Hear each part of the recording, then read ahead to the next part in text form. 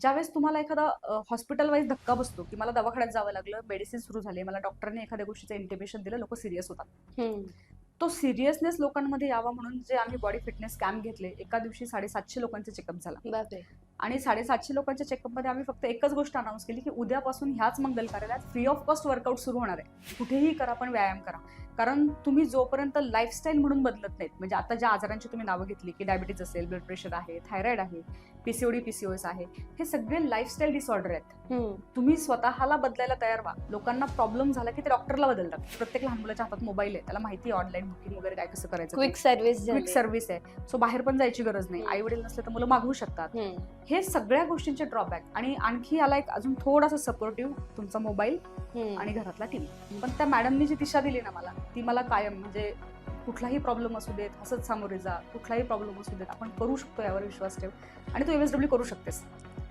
ती दिशा जी दिवेकर मॅडमने दिली ती मला आतापर्यंत घेऊन चालली. अशा कार्यक्रमांनी जास्त डेअरिंग दिली, अशा कार्यक्रमाने लोकांसमोर येऊन बोलायला भाग पडलं आणि कल्चरची जी देवाणघेवाण झाली त्यातून पण थोडासा एक स्वतःचा माइंडसेट झाला की ही परिस्थिती फक्त आपल्या गावापुरती किंवा महाराष्ट्रापुरती मर्यादित नाहीये. तुमच्या जगण्याला एक दर्जा असला पाहिजे. बरोबर. क्वांटिटी बेस्ड कार्यक्रम खूप आहेत. म्हणजे अगदी एखाद्याला वाटेल की नाही माझ्याकडे चांगलं लॅविश घर असावं, अगदी ते राजवाड्यासारखं असावं, तर त्याने तुमची क्वालिटी ऑफ लिव्हिंग जी आहे ती इम्प्रूव्ह होईल. पण माणूस म्हणून तुम्ही कसे आहात, बरोबर, तो दर्जा तुमच्याकडे आहे का? नाहीतर मग तुम्ही अगदी इथे पोहोचलात आणि तुमचे विचार इथेच आहेत तर त्याचा काही उपयोग नाही. कारण त्याचे हार्ट अटॅक यायच्या आधी फोन येणार नाही. तुम्हाला कधीच असं मी आता येतोय असं सांगणार नाही. म्हणून आत्ता जागे व्हा. आल्यावर बघू, काहीतरी झाल्यावर बघू. हे जे हेल्थकडे बघण्याचा दृष्टिकोन आहे लोकांचा, हा खूप हानिकारक आहे. तुम्हाला वेळ द्यावा लागेल, कन्सिस्टन्सी ठेवावी लागेल आणि तुम्ही जे सातत्य ठेवणार ते सातत्य तुम्हाला यश मिळवून देईल.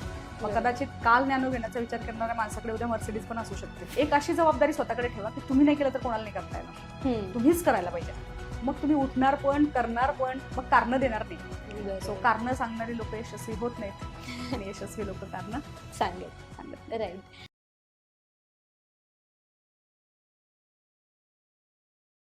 वनकुटे सारख्या छोट्या गावातून सुरू झालेला हा प्रवास आणि आज महाराष्ट्रभरात 50 पेक्षा जास्त वेलनेस सेंटर्स.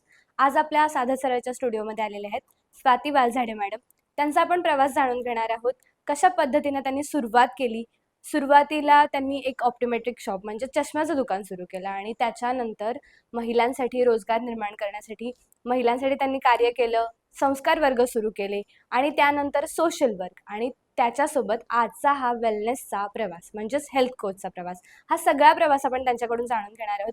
कशा पद्धतीने त्यांच्या आयुष्यात टर्निंग पॉईंट्स आले आणि त्यांचं पूर्ण लाईफच चेंज झालं, ह्याच त्यांच्याकडून आपण जाणून घेणार आहोत आजच्या पॉडकास्टमध्ये. आणि हो, साधं सरळला अजून सबस्क्राईब केलं नसेल तर नक्की सबस्क्राईब करा आणि असंच धमाकेदार पॉडकास्ट तुमच्यासाठी येणार आहेत. आणि व्हिडिओ शेवटपर्यंत बघा आणि आवडल्यास नक्की शेअर करा. पहिला तरी तुमच्या बालपणाबद्दल सांगा आणि तुमचं जे मेन गाव आहे तर तिथल्या आठवणी तुमच्या कशा आहेत? ऍक्च्युली माझ्या वडिलांचं मूळ गाव वनकुटे आहे, परंतु तिथे आम्ही कधी राहिलोच नाही. माझे वडील सर्व्हिसला श्रीरामपूरला होते. श्रीरामपूरमध्ये संपूर्ण बालपण पण गेलं, कॉलेज पण तिथेच झालं, ग्रॅज्युएशन पर्यंतचं शिक्षण. पण फारसं काही नाही. प्राथमिक शाळेत शिक्षण झालं झेडपीच्या, कॉलेज झालं खटोड कन्या विद्यालय श्रीरामपूरमध्ये आणि RBNB कॉलेज म्हणून आहे श्रीरामपूरमध्येच, तिथपर्यंत ग्रॅज्युएशनचं शिक्षण झालं. फारसं काही असं वेगळं बालपण नव्हतं, खूप सर्वसामान्य, जे नॉर्मली सगळ्या मुलांचं असतं तसंच. मग समाज कार्याकडे वळायचा हा स्पार्क कुठून आला? तो स्पार्क खरंच तर मी ज्यावेळेस डेव्हलप झाले ॲज अ बिझनेसमन, म्हणजे मी जसं मी कॉलेज केलं आणि मग कुठेतरी पैसे कमावण्याच्या दृष्टिकोनातून प्रवास सुरू केला, तर त्या मिळवलेल्या पैशाला काहीतरी एक चांगली वाट असावी हे माझ्या डोक्यात कायम होतं. आणि तसा ग्रुप मला मिळत गेला. त्या सेम विचारसरणीचे मित्र माझ्याकडे अट्रॅक्ट झाले. सो त्या सगळ्या मित्रांनी मिळून काहीतरी करायचं ठरवलं आणि मग त्या हळूहळू छोट्या छोट्या समाजकार्यांची आम्ही सुरुवात केली. बरं, मग या सगळ्यामध्ये तुम्ही जेव्हा डिप्लोमा इन ऑप्टोमेट्रिक केलं तर मग त्या कोर्सकडे वळायमागचा काय हेतू होता? त्या कोर्सची हिस्ट्री खूप वेगळी आहे. माझं ग्रॅज्युएशन झालं BA इंग्लिशमध्ये आणि मी 10वीच्या बेसवर ऍडमिशन घेऊन डिप्लोमा इन ऑप्टोमेट्री केला. परंतु त्याचं रिझन असं होतं की पारनेरमध्ये माझ्या मावस भावाने मला आणलं होतं त्याचा बिझनेस बघण्यासाठीचा, की त्याचं गिफ्ट आर्टिकलचं शॉप होतं. स्वाती कस्टमरला चांगलं हँडल करते, खूप गर्दी झाली तरी पटकन सगळं जमतंय, म्हणून तो मला तिथे घेऊन आला. बसून एकत्र काम करत असताना असं ठरलं की तू नोकरी नको करूस, तू पण बिझनेस कर आणि इथेच राहा आमच्याजवळ. म्हटलं इथे राहून मी कोणता बिझनेस करणार आहे. आणि मला स्वतःलाच चष्मा होता बरेच दिवस आणि तो एक दिवस तुटला. तुटला तर रिपेअर कुठं करायचं, तर पारनेर खूप खेडेगाव आहे, तालुक्याचे प्लेस आहे पण खेडेगाव आहे. तर तो रिपेअर करायला म्हणजे आत्ताचं अहिल्यानगर, अहमदनगरला जावं लागायचं आम्हाला. मी म्हटलं एक साधी स्लाईड टाकायची, त्याची दांडी टाकायची आणि त्याच्यासाठी आपण नगरला जाणार म्हटल्यावर हा किती मोठा खर्च आहे. तो मला म्हटला टाक चष्म्याचं दुकान. खूप गमतीत ते झालं. त्याच दिवशी पेपरला ऍड पण बघितली आम्ही, गेलो ऍडमिशन घेतलं. असंच काही फार काही त्याचा बेस नाही, खूप नाही. आपल्याला चष्मा आहे, आपला तुटलाय, ह्या गावात रिपेअरिंगची सोय नाही, आपल्याला दुकान टाकायचंय. इतक्याच व्ह्यूने आम्ही ते कोर्स पण कम्प्लीट केला आणि शॉप पण टाकलं मी. बर, मग या सगळ्यामध्ये तुम्ही 21व्या वर्षी व्यवसायात पडलात, होय. व्यवसाय सुरू केलात. मग तिथून तुम्हाला ग्रिप कशी मिळत गेली आणि 21व्या वर्षी व्यवसाय सुरू करतानाची आयडिया कशी निर्माण झाली?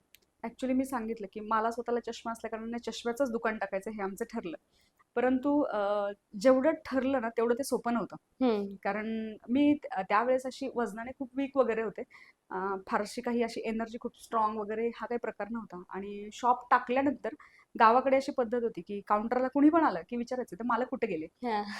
मालक कुठे गेले विचारलं की मग मी काहीतरी कारण सांगायची की माझा भाऊ बसतो, तो बाहेर गेलाय, तुमचं काय काम आहे, मी करून देते.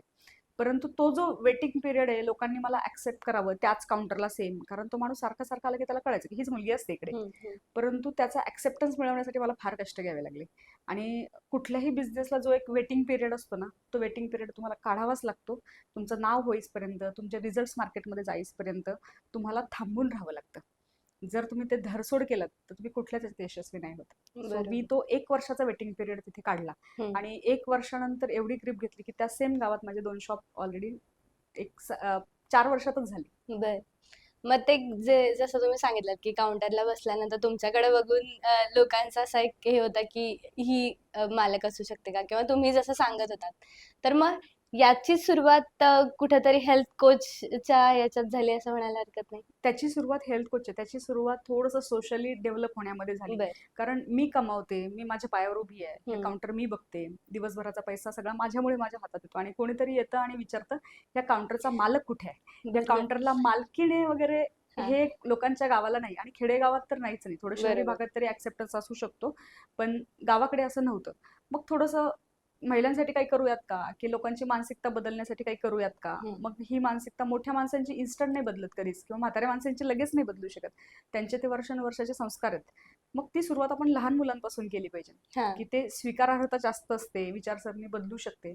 मग ते थोडंसं बालसंस्कार केंद्र वगैरे आम्ही ग्रुपने चालवायला चालू केलेत. मग तिथून थोडं थोडं social point of view develop होत गेला. आणि मग त्यातूनच मी MSW ला ऍडमिशन घेतलं.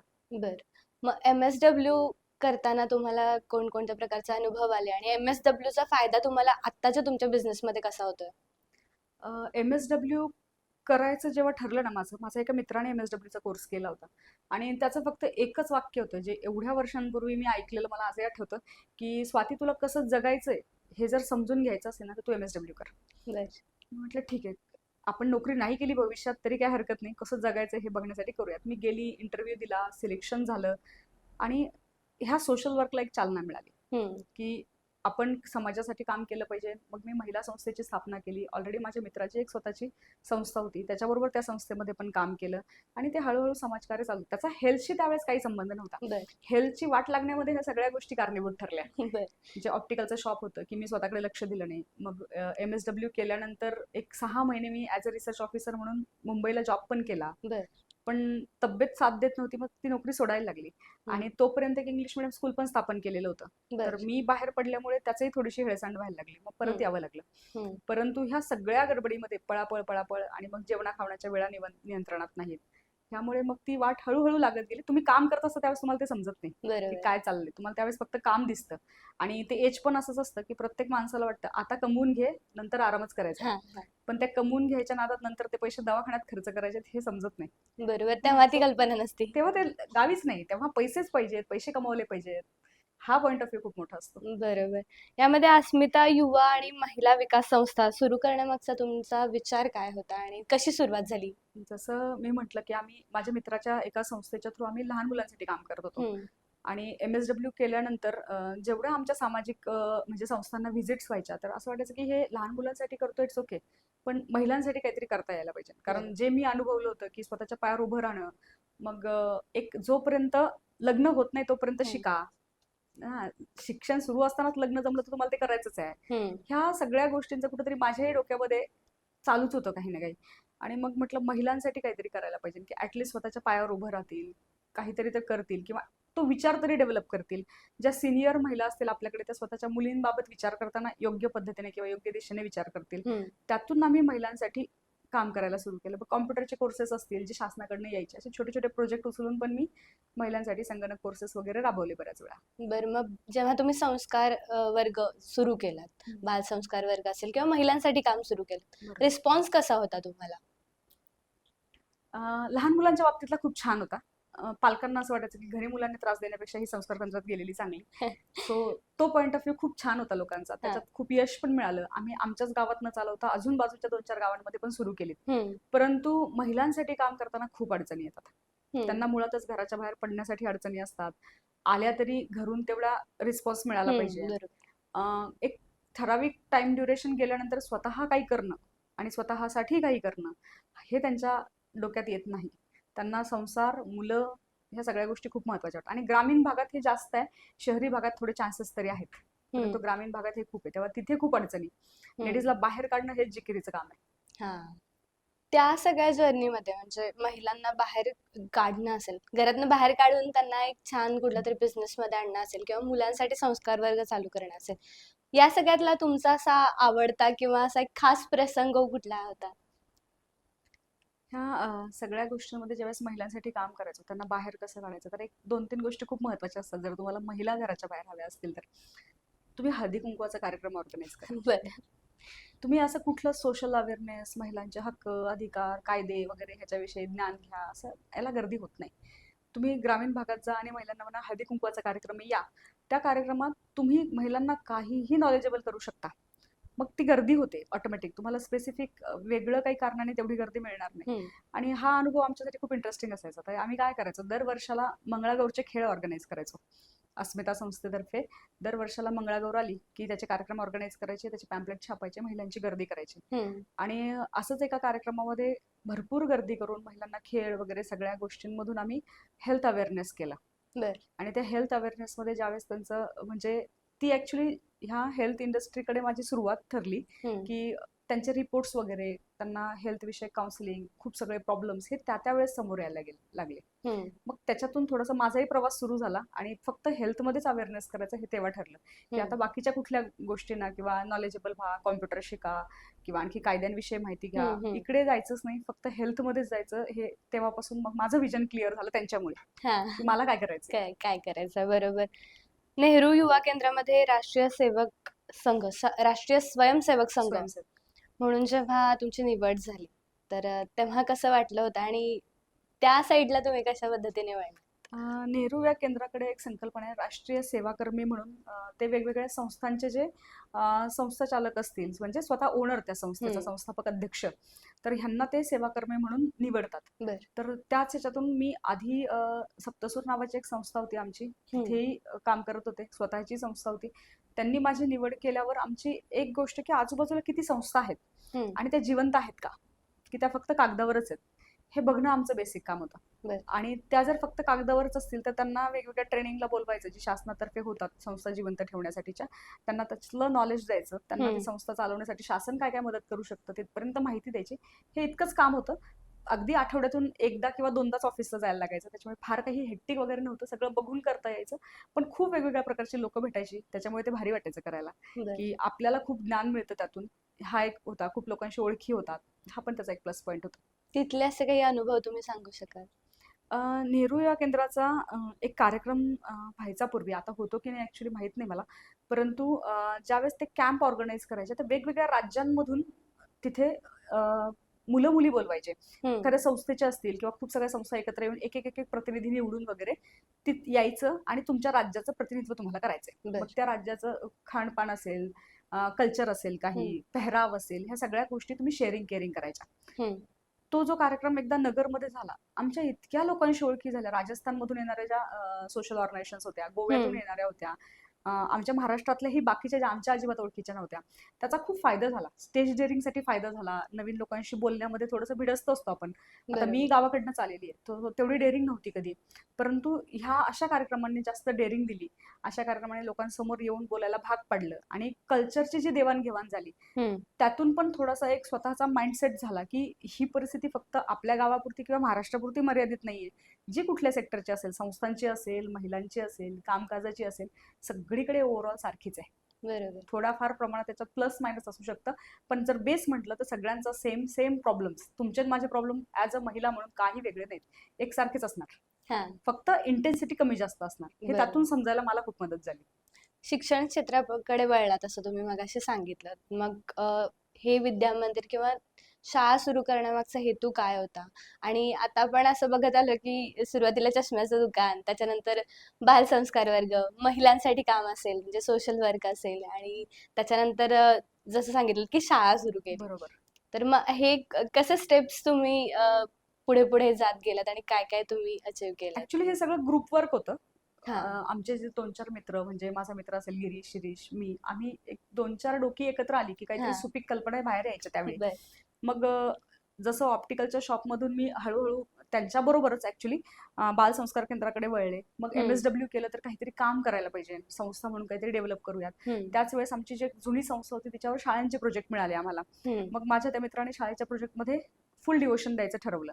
आता मी ऑप्टिकलचं शॉप त्यावेळेस बघत होते, त्याच्यामुळे मला खरंच वेळ मिळेल की नाही हे मला माहित नव्हतं. पण माझा भाऊ माझ्याकडे सेटल झाला. मग त्याला शॉपमध्ये बसून मला बाहेर पडता यायला लागलं. म्हणजे मी थोडीशी फ्री झाले त्यावेळेस की शॉप ओपनच केलं पाहिजे आणि मीच असलं पाहिजे, हा रूल तिथे संपला माझ्यासाठीचा. मग मी शाळेत इंटरेस्ट घ्यायला चालू केलं. मग मॅनेजमेंटच्या ज्या काही गोष्टी असतील, म्हणजे स्टाफ निवडणं असेल, कोणाला अपॉइंट करणं असेल किंवा पॅरेंट्स मीटिंग वगैरे असतील, ही जबाबदारी मी माझ्याकडे घेतली. आणि माझा तो मित्र सगळ्या बाहेरच्या जबाबदाऱ्या, मग झेडपीला, शिक्षणाधिकाऱ्यांकडे काय काय शाळेची जी डॉक्युमेंट असतील ते त्याने बघायचे. माणसं मी बघणार, जी पण माणसं आहेत कुठल्याही कामासाठी येऊ देत, ते सगळ्यांना सांभाळण्याचं काम मी करणार. त्या पद्धतीने मी एक साधारणतः नाही म्हटलं तरी 12-13 वर्षांचा कालावधी शाळेसाठी दिला. पण नंतर हेल्थ इश्यूमुळे मी शाळेत जाणं कमी कमी कमी करत गेले आणि मग शेवटी शाळेत जाणं मी बंदच केलं. कारण आरोग्यामुळे नाही जमलं मला. ट्रॅव्हलिंग वगैरे ह्या सगळ्या गोष्टींनी मला त्रास व्हायचा. मग डॉक्टरांनी त्यालाही बंदी घातली होती. मग बाहेर फिरणं कमी आणि शॉपमध्ये बसून काम काय असेल ते मी करायची. येस. आपण बघतो की सध्या तुम्ही जसं सांगितलं की अर्निंग कडे फोकस जास्त आपल्याला दिसून येतोय सगळ्यांचा, आणि इझी मनी, फास्ट मनी हवंय सगळ्यांना, पटापट ग्रोथ हवी आहे. मग याच्यामध्ये तुमच्यासाठी जास्त काय मॅटर करतंय, स्टँडर्ड ऑफ लिव्हिंग की क्वालिटी ऑफ लिव्हिंग? माझ्यासाठी from the first itself, मी ज्या बॅकग्राऊंड मधून आले, मला क्वालिटी ऑफ लिव्हिंग ही गोष्ट खूप महत्वाची वाटते. कारण तुमच्या जगण्याला एक दर्जा असला पाहिजे. बरोबर. क्वांटिटी बेस कार्यक्रम खूप आहेत. म्हणजे अगदी एखाद्याला वाटेल की नाही माझ्याकडे चांगलं लॅविश घर असावं, अगदी ते राजवाड्यासारखं असावं, तर त्याने तुमची क्वालिटी ऑफ लिव्हिंग जी आहे ती इम्प्रूव्ह होईल. पण माणूस म्हणून तुम्ही कसे आहात, बरोबर, तो दर्जा तुमच्याकडे आहे का? नाहीतर मग तुम्ही अगदी इथे पोहोचलात आणि तुमचे विचार इथेच आहेत तर त्याचा काही उपयोग नाही. मग तुम्ही कुणीही असा, लक्षाधीश असा, कोट्याधी कोणीही असा, पण तुमचं इथून जे आहे तेच सगळ्यात पहिल्यांदा डेव्हलप व्हायला पाहिजे. पैसा मॅटर नाही करणार त्यावेळेस. येस. आणि त्यातूनच कुठेतरी हेल्थ कोच कडे जायचा निर्णय घेतला तुम्ही.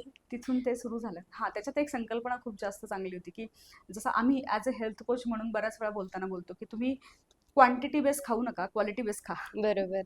सो ते क्वालिटी बेस हे तेव्हापासून जे माझ्या डोक्यात फिट झालं की कुठलीही गोष्ट असू देत, ती जर स्टँडर्ड हवी असेल तर तिला एक क्वालिटी असते, म्हणजे असतेच. तुम्ही लोकल आणि क्वालिटेटिव्ह ह्याची तुलना नाही करू शकत. तुमचा कधी पण जर ओढा पाहिजेच तुम्हाला तर तो क्वालिटेटिव्ह कडे असावा, कारण रिटर्न्स चांगले मिळतील. बरोबर. मग तुम्ही जसं सांगितलं की थोडंसं तुमच्या आरोग्याकडे दुर्लक्ष झालं, किती सालची गोष्ट असेल आणि मग तो पिरियड तुम्ही ओव्हरकम कसा केलात? ऍक्च्युली मला जो बाय बर्थ MVP म्हणून मायट्रल वॉल प्रोलॅप्सचा प्रॉब्लेम होता, पण तो समजला नाही कधीच. कदाचित तेव्हा खूप दमदाप लागायचा, पण सगळे म्हणायचे की खूप अशक्त आहे, वीक आहे, म्हणून होत असेल. कारण 38-39 किलोच्या पुढे कधी वजनच गेलं नाही. मी ऑप्टिकल शॉप टाकलं, त्यालाही लोक येऊन मला कुठे विचारायचं, त्याला कारणही तेच होतं की माझी पर्सनॅलिटीच नव्हती तशी की मी एखाद्या बिझनेसची ओनर दिसावी, हा माझ्या मालकीचा व्यवसाय. मग तिथून हळूहळू जेव्हा माझ्या खिशात पैसा आला त्यावेळेस मला कळलं की आता मी काहीतरी बॉडी टेस्ट करून घेतल्या पाहिजेत की आपल्या अंगावर सूज येते, आपल्याला दमधाप लागतोय, ह्याचं बेसिक रिझन काय हे तरी ऍटलीस्ट शोधलं पाहिजे.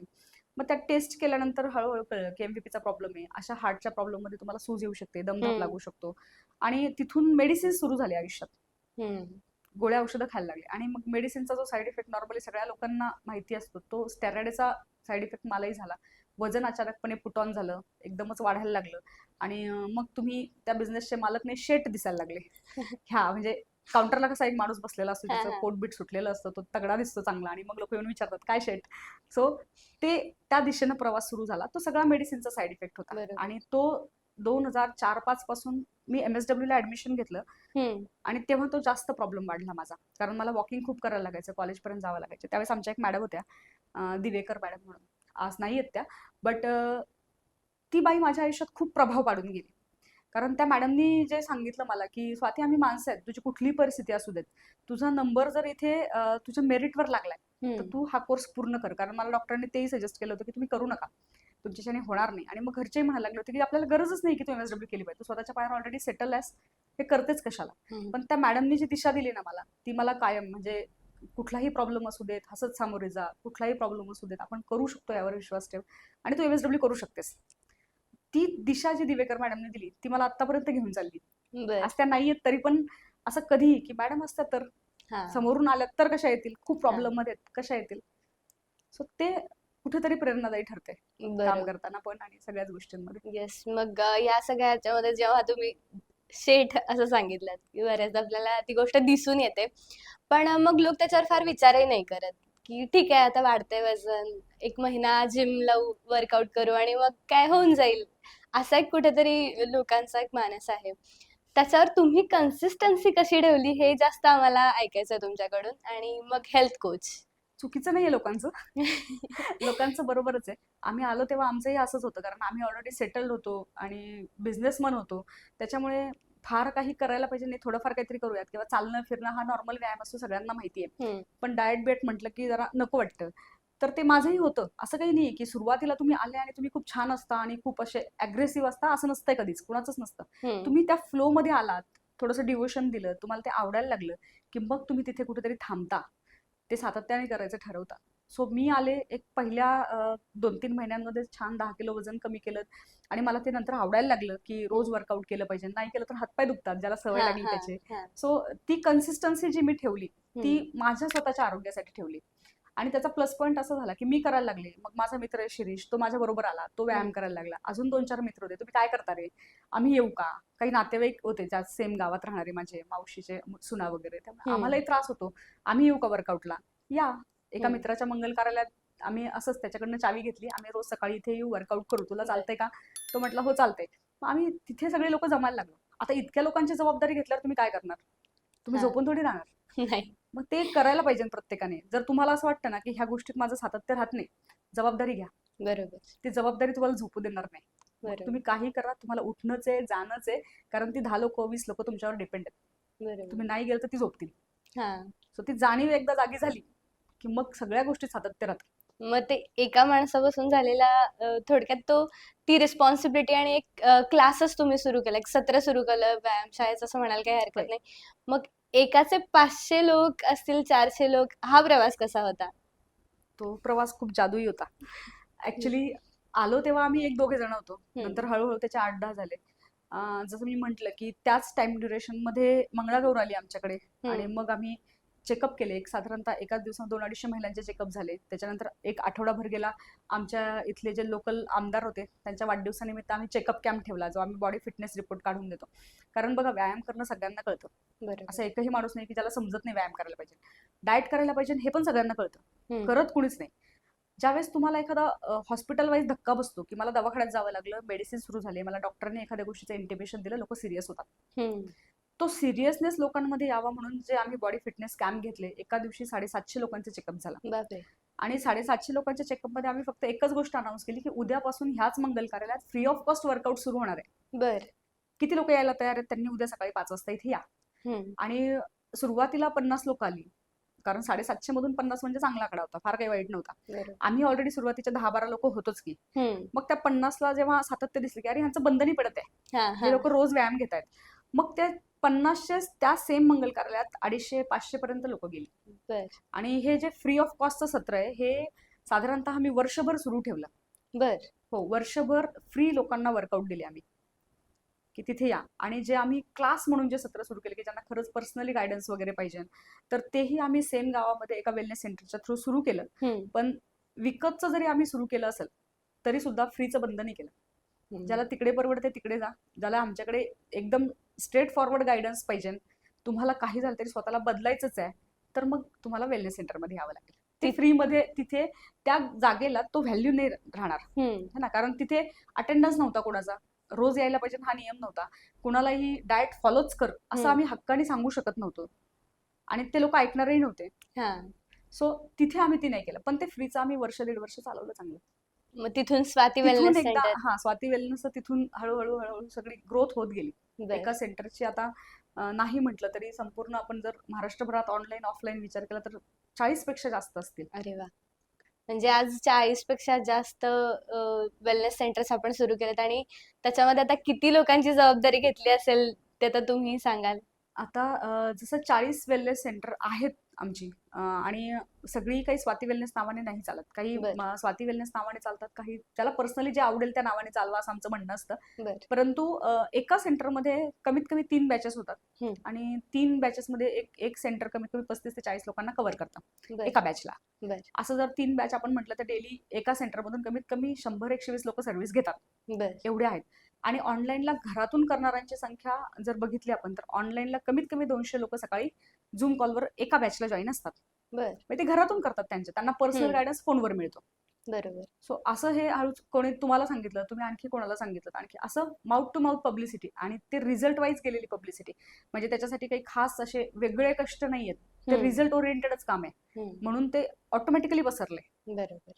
मग आता आपण बघतो की आता आपलं जे खाणं आहे ते थोडंसं जंककडे जास्त जाताना दिसतंय आणि मग याच्यामुळे होणारे हार्ट प्रॉब्लेम्स असतील, बीपी शूट होणं असेल, किंवा आता मुलींमध्ये महिलांमध्ये PCOS PCOD हा प्रकार फार ऐकायला मिळतोय. हा प्रकार, मग याच्यावर तुम्ही कशा पद्धतीने काम करता आणि तुम्ही काय सांगता लोकांना की ह्याच्यावर त्यांनी काम कसं केलं पाहिजे?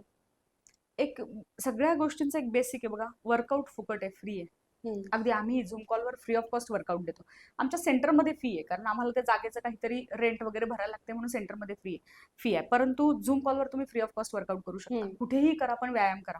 कारण तुम्ही जोपर्यंत लाईफस्टाईल म्हणून बदलत नाहीत, म्हणजे आता ज्या आजारांची तुम्ही नावं घेतली की डायबिटीज असेल, ब्लड प्रेशर आहे, थायरॉइड आहे, PCOD PCOS आहे, हे सगळे लाईफस्टाईल डिसऑर्डर आहेत.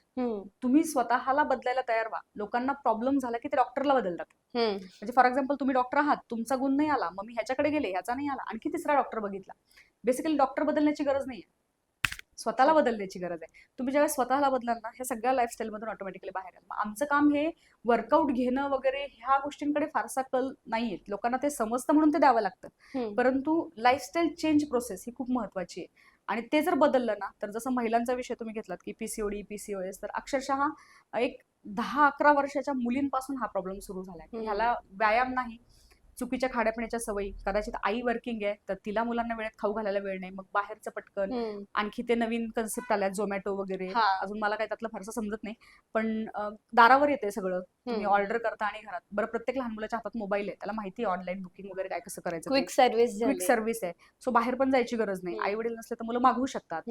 हे सगळ्या गोष्टींचे ड्रॉबॅक, आणि आणखी याला एक अजून थोडासा सपोर्टिव्ह तुमचा मोबाईल आणि घरातला टीव्ही. बरोबर. आणि ह्या सगळ्या गोष्टीला जबाबदार कोण असं मला विचारलं तर मी म्हणेन पालक. कारण पालक पैशाच्या मागे, मुलांना संस्कारक्षम घडवण्याच्या मागे नाहीयेत. त्यांना असं वाटतंय मुलांसाठी आम्ही पैसे कमवतोय म्हणजे आम्ही त्यांना खूप काही देऊ शकतो, तर वास्तविक तुम्ही मुलांना जर चांगलं आरोग्यच नाही देऊ शकलात तर पुढे ती मुलं अधू असतील, स्वतःहून पैसे कमवण्याच्या कदाचित मार्गावरती जाणार नाहीत, ती अशीच बाकीच्या कुठल्या आणि कुठल्या वाईफळ गोष्टींच्या मागे गेलेली असते.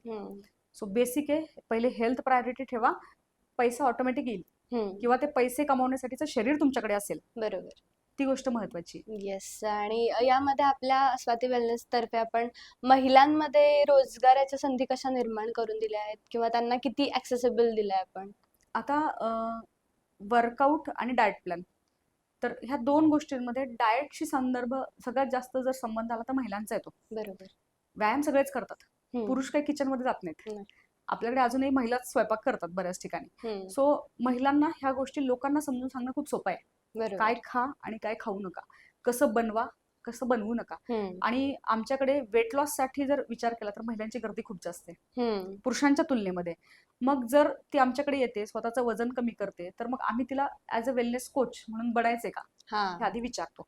तिची जर कोच बनण्याची तयारी असेल तर मग आम्ही तिला आमच्या क्षेत्रातलं ऍज अ वेलनेस कोच म्हणून जे काही मार्गदर्शन लागेल तिला उभं राहीसपर्यंत, स्वतः काहीतरी पैसे कमवेसपर्यंत आम्ही तिच्यासोबत उभे असतो. हम्म. एकदा आम्हाला कळलं की आता ही परफेक्ट वेलनेस कोच झालीये की मग ती तिचा प्रवास स्वतः सुरू करते. बट महिला खूप जास्त ग्रोथ या सेक्टरमध्ये करू शकतात. करू शकतात ते. आता ते तुमच्याकडे बघून आम्हाला ते समजतंयच की कशा पद्धतीने तुम्ही सुरुवात केली होती आणि आज एवढ्या सक्सेसफुली तुम्ही एवढे सेंटर्स हँडल करताय आणि महिलांना रोजगाराच्या संधी पण निर्माण करून देताय. नॅनो गाडीची काय किस्सा आहे मला हा ऐकायचा आहे. ज्यावेळेस मला हार्ट प्रॉब्लेम रेकग्नाइज झाला तर आता ते मला डॉक्टरांनी घाबरवलं की मी घाबरले, तुम्ही डॉक्टरला ब्लेम नाही करणार, मी असं म्हणेल की मी घाबरले. तर त्यांनी मला सांगितलं होतं की चालायचं नाही फारसं, तुम्हाला दमधाप लागतो. तर मग असं ठरलं की गाडी घ्यायची. मग गाडी घ्यायची तर कुठली घ्यायची, मग नवीच घ्यायची काही झालं तरी.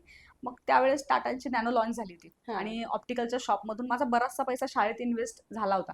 कारण शाळेचं जे काम मी केलं ते म्हणजे अगदी एकही रुपयाची अपेक्षा न ठेवता केलं. म्हणजे 12-13 वर्षांचा जो कालावधी शाळेत दिलाय विदाऊट एनी इंटरेस्ट, म्हणजे असं कुठला त्यांच्याकडनं पैशाच्या फॉर्म मध्ये मला काही मिळावं ह्या याने मी कामच नाही केलं.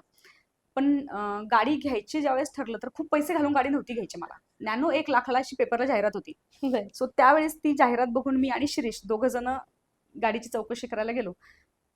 1,75,000 किंमत बघितल्यावर आम्ही परत आलो. कारण लोन जरी करायचं म्हटलं तरी माझ्या नावावर अशी कुठली प्रॉपर्टी नव्हती की मी ज्याचे काहीतरी डॉक्युमेंट्स बँकेला द्यावे आणि बँकेने मला कर्ज द्यावं, अशी काही प्रॉपर्टी माझ्याकडे नव्हती. स्वतःचे साठलेले 1 लाख रुपये होते. वरच्या 75,000चा प्रश्न राहिला. मग त्यावेळेस ती नॅनो घेणं जरा आम्ही टाळलं की ते नॅनो नको, बघ आपण दुसरी एखादी गाडी बघूयात, मग एक सेकंड हँड बघूयात. असं करून करून सेकंड हँड गाडीवर मी माझा प्रवास सुरू केला. त्यावेळेस मी माझ्या आणि मित्राचीच घेतली. तो स्वतः म्हणतो मला काहीतरी गाडी बदलायची आता आणि ही गाडी खूप छान आहे पण मला ही अशीच कुणाला पण द्यायची नाहीये. मग त्याला म्हटलं चल चक्कर मारून घेऊ. त्याच्याबरोबर आम्ही गेलो, चक्कर वगैरे मारून आलो. मग मी स्पार्क गाडी घेतली. सगळ्यात पहिली माझी जी गाडी होती ती स्पार्क गाडी होती. त्या गाडीवर मी खूप प्रवास केला आणि तिथून पुढे निघाल्यानंतर जे 1 लाख रुपये आपल्याकडे द्यायला नव्हते असा आपण विचार करत होतो, आज जर कधी मागे वळून मी बघितलं तर ही गोष्ट म्हणजे खरंच खूप इन्स्पायरिंग आहे माझ्यासाठी सुद्धा की माझ्याकडे 1 लाख रुपये नव्हते आणि मला माझ्या हेल्थमुळे गाडी घ्यायची होती. आज कमीत कमी नाही म्हटलं तर हे 26वं वर्ष चालू आहे की मी एखाद्या बिझनेसचा बॅकग्राऊंड माझ्या मागे, वेलनेस इंडस्ट्रीमध्ये हे 8वं वर्ष माझं सुरू आहे की मी वेलनेस मध्ये काम करते. परंतु हेल्थ सुधारून जसं लास्ट मंथ मध्ये मी ही BMW घेतली, म्हणजे हा जो किस्सा तुमच्यापर्यंत आला नॅनो गाडीचा तो त्याच कार्यक्रमातून आला असेल. नॅनो घ्यायचा विचार करणारी व्यक्ती BMW घेते, ती पण एक महिला, ती पण सिंगल वुमन, ह्याची जी चर्चा झाली ना, हे कसं मग ते नॅनोचा प्रवास सगळ्यांना कळला. सो छान वाटतं बघितल्यावर की आपल्याकडे 1 लाख रुपये नव्हते. कदाचित ज्या गोष्टी घडतात त्या चांगल्यासाठी घडतात. आणि तुम्ही जे मगाशी शब्द वापरले होते की इन्स्टंटची खूप अपेक्षा असते यंग जनरेशनला. सो तुम्ही कॉन्स्टंट राहा, इन्स्टंटच्या मागे जाऊ नका. इन्स्टंट कॉन्स्टंट कधीच राहणार नाही. राईट. तुम्हाला वेळ द्यावा लागेल, कन्सिस्टन्सी ठेवावी लागेल आणि तुम्ही जे सातत्य ठेवणार ते सातत्य तुम्हाला यश मिळवून देईल.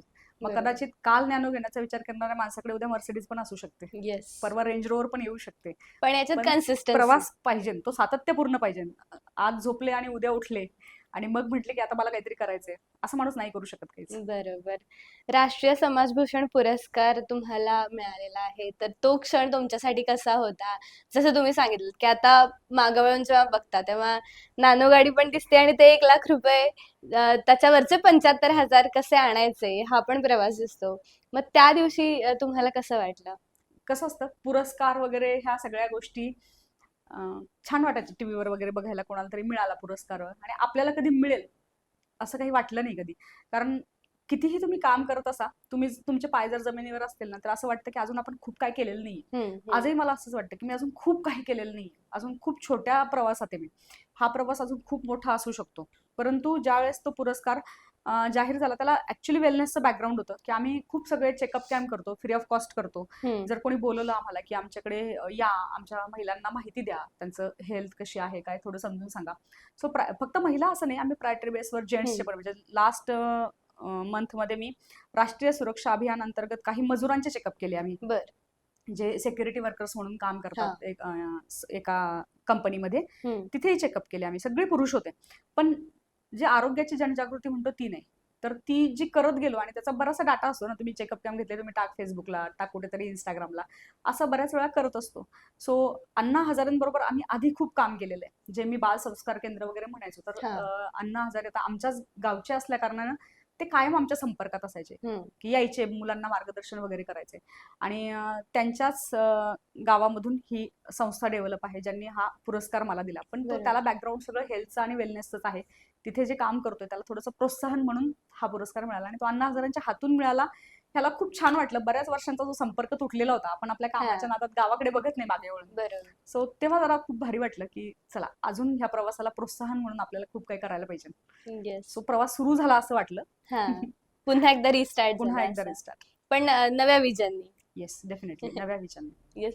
पुढच्या 5 वर्षाचं तुमचं काय विजन आहे स्वाती वेलनेस सेंटरचं असेल, किंवा हेल्थसाठी कशा पद्धतीने तुम्हाला काम करायचं आहे? कारण आता आपण बघतोय की बऱ्याच गोष्टी आपल्याला दिसून येतात आणि लाईफ चेंज झाली आहे लोकांची.